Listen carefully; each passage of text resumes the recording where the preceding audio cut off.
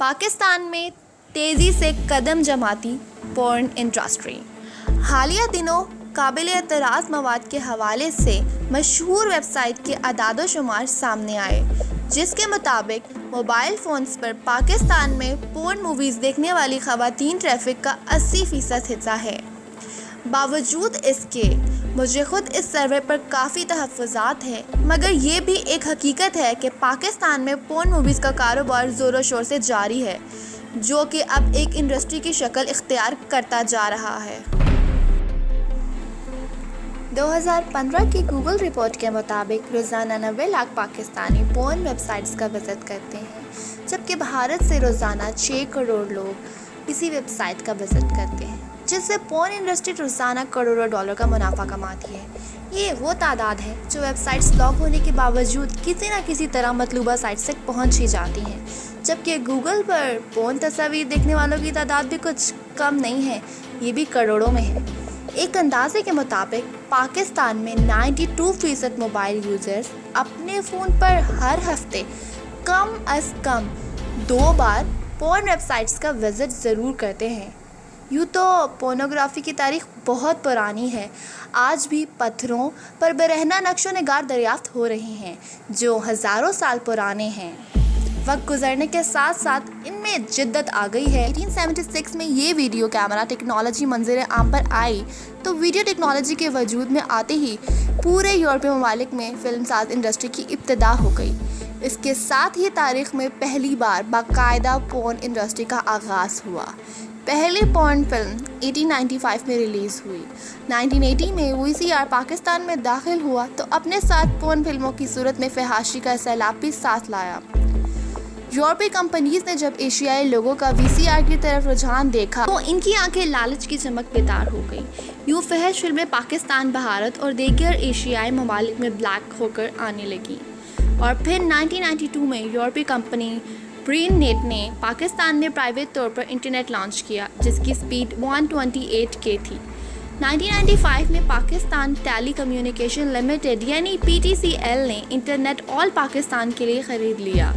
سن 2000 میں انٹرنیٹ پاکستانی عوام میں اس قدر مقبول ہونا شروع ہو گیا کہ اس کے ساتھ ہی پورنوگرافی کا زہر بھی سرحدیں پھیلانگتا ہوا داخل ہوا۔ انٹرنیٹ میں آن لائن مارکیٹنگ پروسیس کھول کر پورنوگرافی کو بطور پروڈکٹ پیش کیا گیا، جسے عوامی سطح پر اتنی پذیرائی ملی کہ سب ریکارڈ ٹوٹ گئے۔ یورپی پورن انڈسٹری کو سب سے زیادہ آن لائن ٹریفک ایشیا سے ملی، جو روز بروز بڑھتی گئی، جس کا سلسلہ آج تک جاری ہے۔ پاکستان میں پہلی پورن مووی 1989 میں کراچی میں بنائی گئی، جس کے بعد ایک طوفان کھڑا ہو، مگر ایسے واقعات کی روک تھام کے لیے کچھ نہ کیا گیا۔ اس کے بعد یہ سلسلہ خفیہ طور پر چلتا رہا، مگر پاکستان میں بنی موویز بیرون ملک بھیج دی جاتی، مگر انٹرنیٹ آنے کے بعد یہ سب چھپانا ممکن نہ رہا، اور آئے دن نئے اسکینڈلز سامنے آنے لگے، جن میں راولپنڈی کی ڈاکٹر سیریز شہزادی، کراچی کی ماڈل سنیتا، لاہور سے جنید اور ثانیہ جیسی پروفیشنل موویز مارکیٹ میں آئیں تو ہلچل مچ گئی اور دھڑا دھڑ گرفتاریاں شروع ہو گئیں۔ مگر یہ بے حیائی کا جن بوتل سے نکل چکا تھا، جسے قابو کرنا ناممکن تھا۔ چند ہی سالوں میں ہزاروں پروفیشنل اور non professional Pakistani home made movies internet پر موجود تھیں، جنہیں انٹرنیٹ سے ہٹانا بھی ناممکن تھا، اور لاکھوں لوگوں کی شناخت کر کے گرفتار کرنا بھی ایک طرح سے ناممکن ہی تھا۔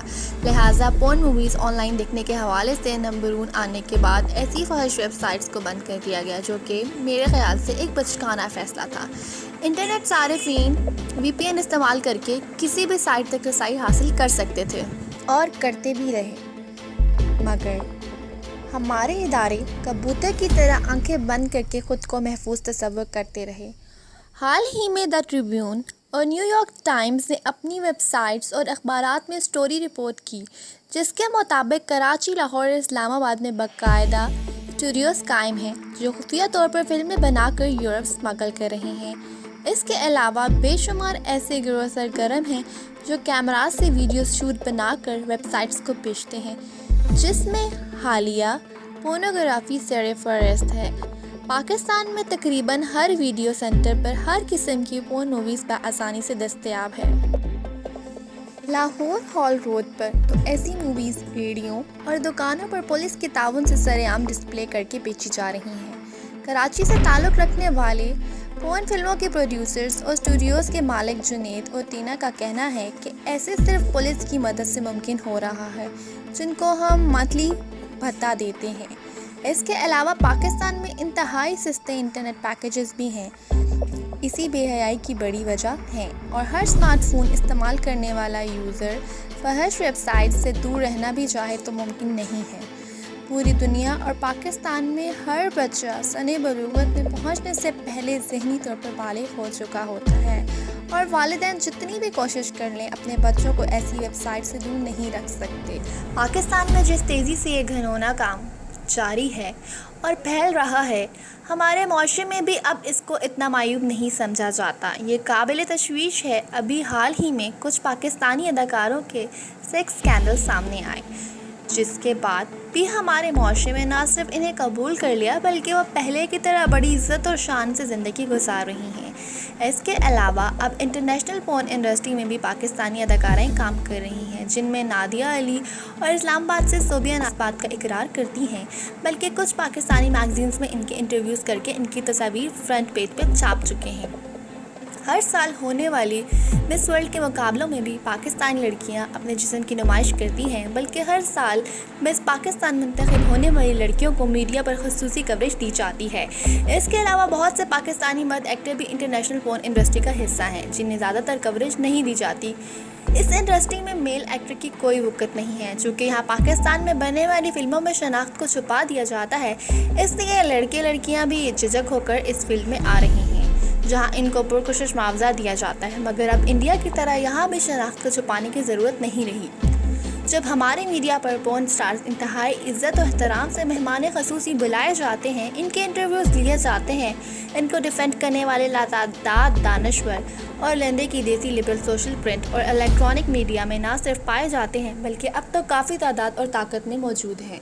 یہ زہر جس مقدار میں ہمارے معاشرے میں سرایت کر چکا ہے، ہر 10 میں سے 8 لوگ جنسی بے راہ روی کا شکار ہیں اور بہت سی بیماریوں کا بھی شکار ہیں۔ اس میں ہماری حکومت اور ریاستی اداروں کے ساتھ ساتھ علماء کرام کا کردار بھی انتہائی شرمناک اور مجرمانہ ہے، بلکہ بہت ساری ایسی وائرل ویڈیوز بھی موجود ہیں جن میں مولوی حضرات بچوں کے نام نہاد پیر فقیر عورتوں کے برہنہ ویڈیوز بنا کر غیر ملکی ویب سائٹس کو بیچ پاتے ہیں۔ ایسے میں ہمارے معاشرے کا کیا بنے گا؟ میری تمام اہل قلم حضرات سے درخواست ہے کہ خدارا اس مسئلے پر توجہ دیں۔ ہماری آنے والی نسلیں اس تعفن زدہ ماحول میں کیسے سانس لے پائیں؟